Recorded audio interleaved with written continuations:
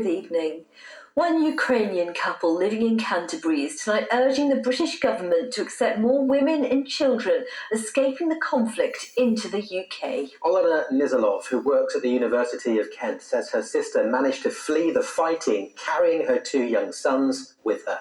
But as Sarah Saunders now reports, the pair cannot be reunited here because siblings do not count as immediate family. In Canterbury today, Olena and Denis Nizolov gave information to people wanting to offer their support to Ukraine. Fighting has reached Olena's home city in the south of the country. There are burnt-out tanks in the streets. Her sister Olha headed for the border, travelling alone with her 2 young sons, aged 8 and 6. The sisters stayed in text and video contact until the phone battery ran out. Last thing that I saw at night was like, they're so heavy.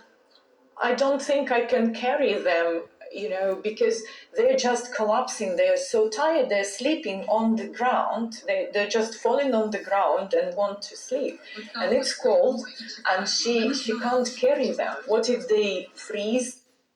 Olena's sister managed to get out, but the siblings and children will not be reunited on British soil. No, my sister cannot come here because she is not considered by the Home Office as an immediate family member. I think something that needs to be clearly understood. These are the people in immediate need, in urgent need. And these are people who are not coming here to stay. They're escaping the danger of war, but as the war is over, they will go back to their families, to their towns, to their jobs, to their businesses.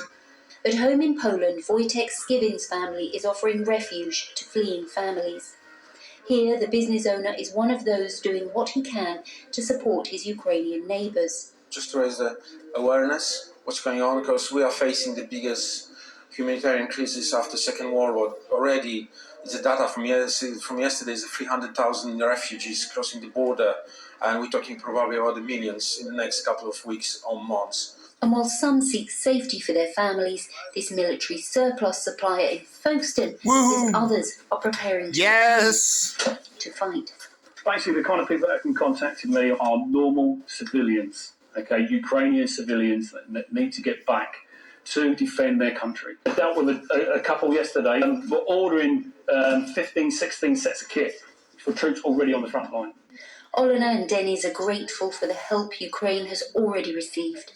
But with their nation and their loved ones at risk, they hope more can still be done. Sarah Saunders, ITV News, Canterbury. More than 1,000 faith leaders across the UK, including many from the South East, have signed a letter calling on the Prime Minister to reconsider the Nationality and Borders Bill. The letter calls for changes, including abandoning the government's plans to criminalise and restrict the rights of all people arriving in the UK, seeking refugee protection outside pre-arranged schemes.